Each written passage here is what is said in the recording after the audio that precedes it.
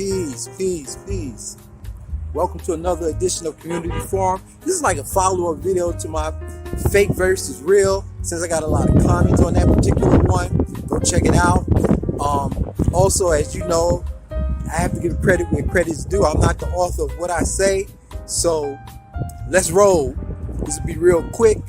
Look, I noticed that people are talking about relationships and the commitment that's involved, and and how they want to be committed. Let's break it down real quick.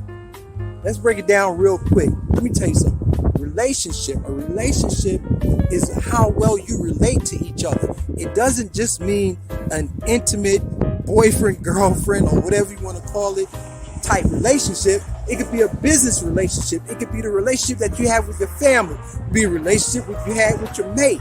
The bottom line is how well you relate. Now, the bridge to that is communication, how well you communicate. Then you got to figure this out. The commitment that's involved. Commitment is like a promise that you've made to each other or to a cause that absolutely is bigger than yourself. And then when you go really deep into it, and while some people just get in a relationship, they become disappointed because the expectancy is not their reality. So, can a relationship cause damage? It certainly can. It absolutely can. In fact, there's a study that's out there, I believe it's in a Cleveland clinic, where there is, out of suicide, check this out, 42% of the suicides that you see involved, at least here in the States, 42% is because of a bad relationship.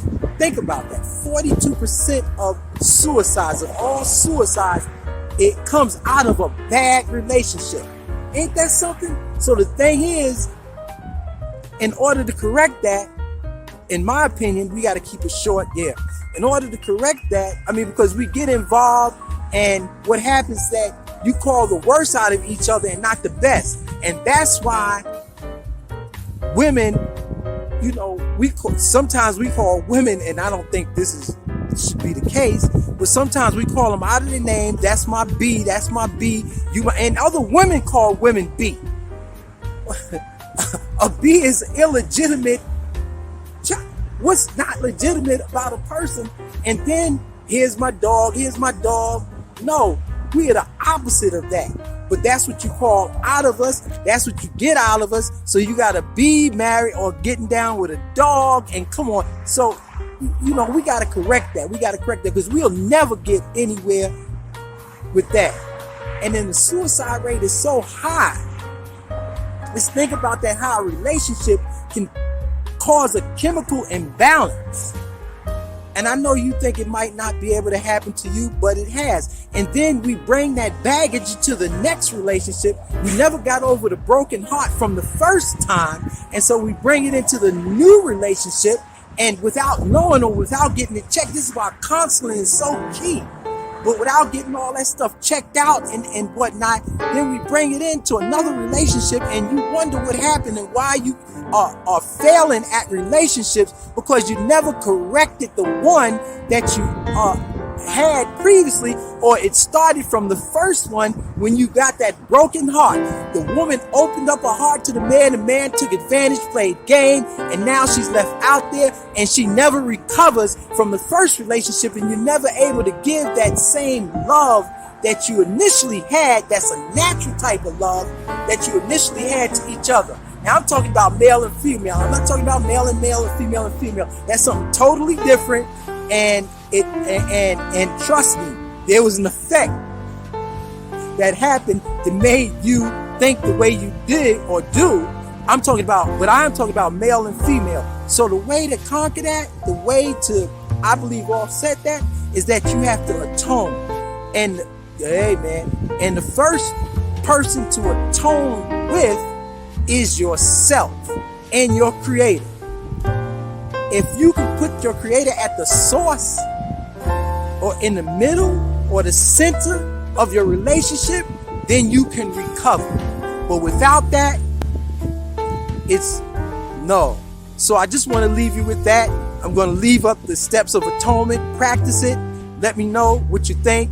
I did leave out that I meant to say the other. It was just yesterday. Today it's snowing. Is that, and this is the ending part of the relationship part, is that the thing is,